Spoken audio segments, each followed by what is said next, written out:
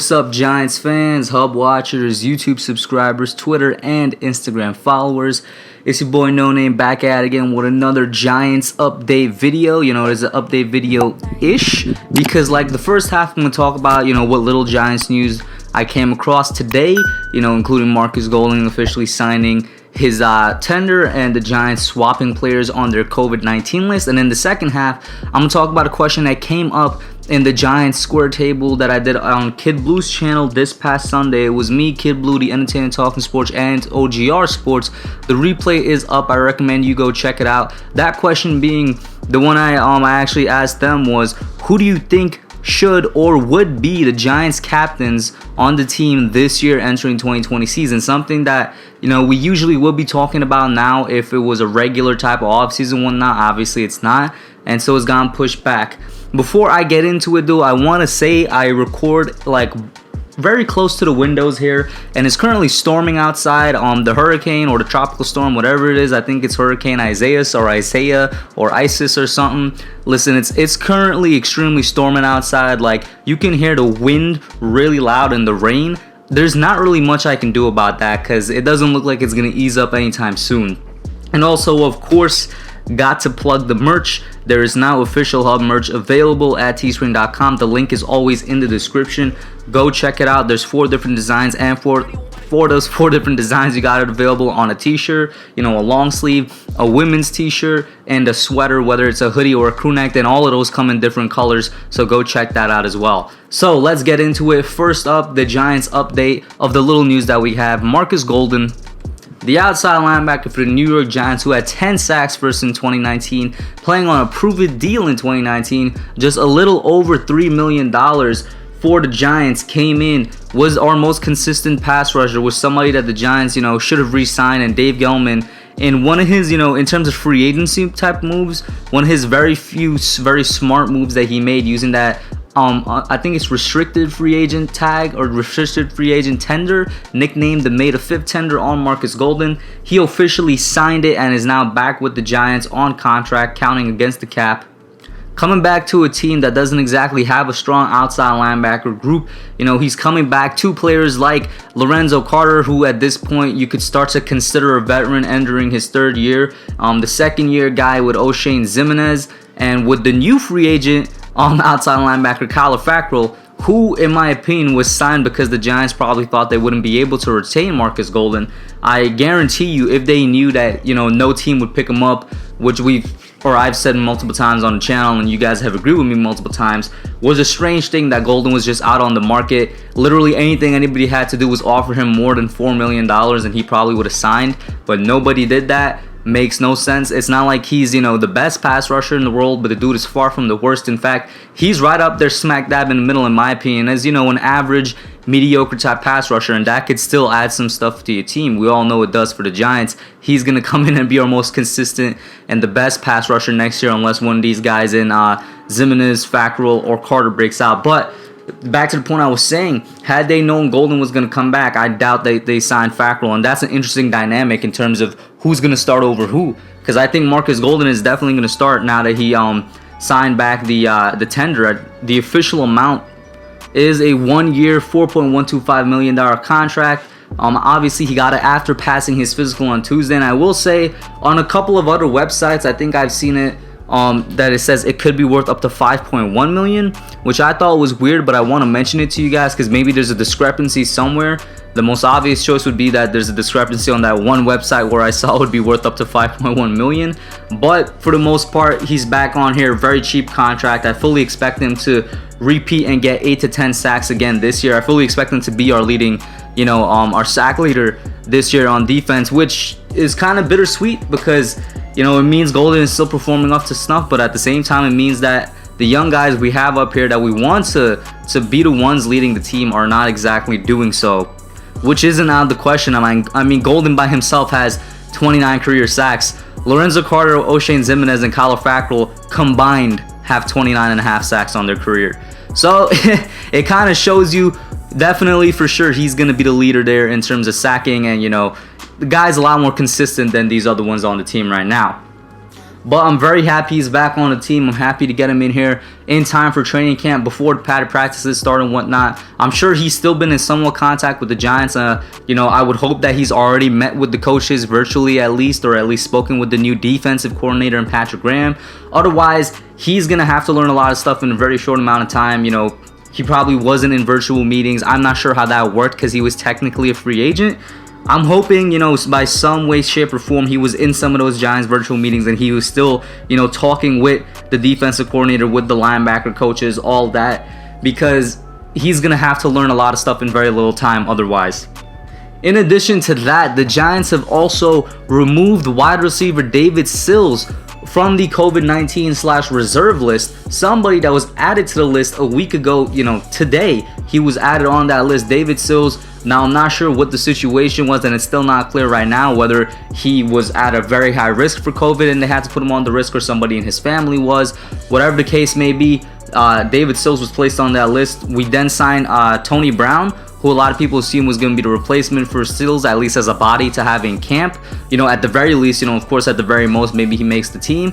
And then the Giants released Damari Scott, and now Sills is back off of that list again. You know, it's just kind of evening back out the numbers back to the original amount of receivers the Giants had back there. It's still very much an open competition to decide what the depth is going to be, and I still very much believe that the competition is going to be heavily swayed towards the undrafted free agents we have this year. David Sills is of course an undrafted free agent wide receiver from last year, or maybe even 2018. I want to say it's last year though. But, you know, I'm talking about the guys like Benjamin Victor, Austin Mack, and Derek Dillon. More so Mack and Victor, because they played at The Ohio State, a college known for producing great wide receivers, and of course they're a great college program. Of course, with that being said, doesn't mean that these guys are going to automatically be good. Once again, it's very much an open competition, and Sills is going to be back in the thick of it now that he's off the list. Now, with him off the list, they did place someone else on the list. That is another undrafted free agent from last year, the linebacker Josiah Tuefa. Now, Tuefa last year was a linebacker and an undrafted free agent that I had a lot of faith in and I thought could make the team and could make an impact. I wasn't completely off base, but I mean, you know, the guy, he did play in 12 games as a reserve linebacker, and he was on special teams a lot. He had 3 solo tackles, including 2 for a loss, and he's debuted in Minnesota with 3 tackles and 1 forced fumble on special teams. I had to pause the recording there for a second, man. Man, the wind and the rain really picked up. I really cannot do anything about it. I'm going to try my best in post-editing to make sure that background noise is out. But once again, yep, Tuefa placed on the list. Like I said, he didn't have much of an impact as I hoped he would last year. He was definitely a great depth piece, especially with all the linebackers that went down last year. The Giants had tons of injuries in the linebacking core overall, not just outside or middle, you know, to the point where Ryan Conley saw the field, to the point where David Mayo saw the field, you know, Lorenzo Carter at one point was injured, to the point where Josiah Tuefa saw the field. That's just how many injuries we had last year. Hopefully we do not have something like that again this year, and I wish the best for Tuefa, and maybe he can get off the list just like David Sills did. Now, with the Giants news covered, and this is something that maybe I'm considering to make a whole separate video on. I'll make a longer video on it if you guys wish. By the way, the subscriber suggested suggestion box is up on community notes. I'm going to make the next subscriber suggested vid for Friday, so get your thoughts into that community notes post. Maybe one of them would be this: who do you think should or would be the captains of the 2020 New York Giants? Now, once again, this is a question that came up in that square table, that round table that I did this past Sunday, and I gotta say, it got me thinking, because mostly on defense, because on offense, I think for sure Saquon Barkley is another shoo-in to be a captain again. I think Kevin Zeitler is a possible other shoo-in, you know, taking the place of Nate Solder, not just because, you know, he now becomes the veteran of that offensive line and whatnot, but also because he's going to be the mentor for these guys anyway. He's going to be a leader in that offensive line locker room specifically. I think that's going to translate to an overall leader. And then the third captain is where, you know, a little bit of head scratching comes, because you have some people suggesting Daniel Jones, which I 100% see how it could happen. I mean, Saquon got a captain badge in his second year. Not completely out of the question that Daniel Jones will get the badge his second year, considering that he's been more of a leader than anybody else on the team this offseason. You know, we all know about him scheduling the workouts in Texas, you know, scheduling the workouts with basically anybody and everybody he could find on the team, trying to get everybody fit, trying to get everybody accustomed to the new offense and just being a good leader overall on and off social media, on and off the field, Daniel Jones has really stepped into that role. So I wouldn't be surprised if he gets it. I just feel like as a second-year player, and I did feel the same way about Saquon Barkley. You know, evidently I was wrong, and I'm happy to be wrong. I want to put out there, if I'm wrong about what I'm about to say, I'll be nothing but happy. But I think he needs to prove himself a little bit more as a quarterback before he gets that captain's badge. I think, you know, guys in the locker room and maybe even the coaches want to see a little bit more from him, want to see that second year, see how it turns out before they bestow upon him the honor of the captain badge. And so I would say the third captain would be somebody like Golden Tate, who's been a leader on every team that he's been on, or maybe even a Sterling Shepard, but maybe somebody from that receiving group will get the third captain badge. The defense is where it gets murky, like I said before, but somebody that I 100% think deserves it more than a lot of people on the defense is Dalvin Tomlinson.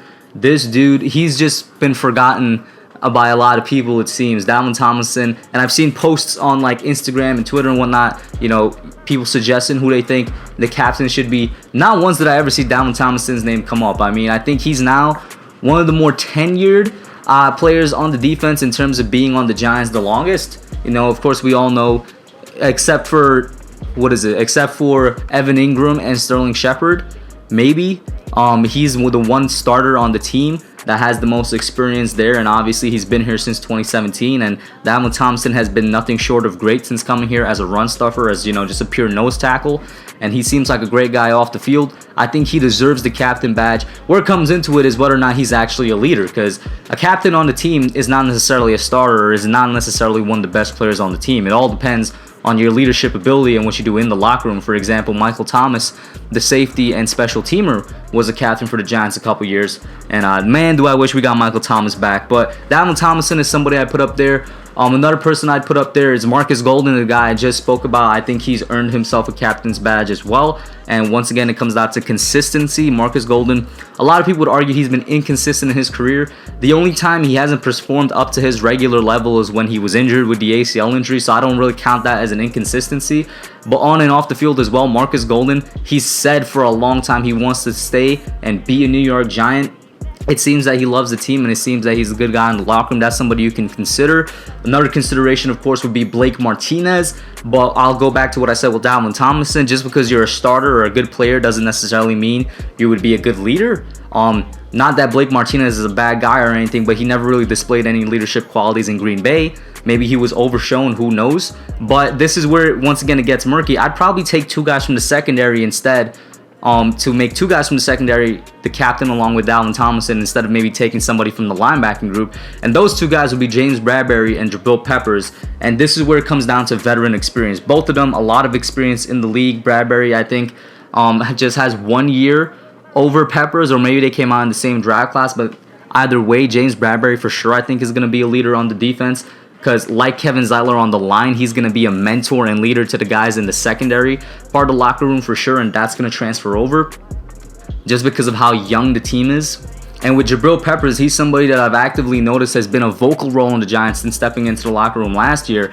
He's been trying to, you know, step into that spot of a vocal leader, somebody that leads through their words and actions. I definitely see him coming into a captain's badge as well. And with the special teams, that's really another spot where it gets murky. I mean, I guess whoever gets the kicking job has a shot at it as well. Maybe Nate Ebner, the guy that we signed from the Patriots, special teamer, and somebody that has a lot of experience with Joe Judge. Maybe Nate Ebner gets it. Whatever the case may be, it's going to be decided by the players at the end of the day, and I could be completely wrong. But put your thoughts down below. Who do you think would get the captaincy job? And yeah, that's it for today. Once again, check out the merch. Go into the community notes. Post your suggestion for the next subscriber selected video, and I'm out. Thanks for watching. Don't forget to like, comment, subscribe, and share. I'll catch y'all in the next one.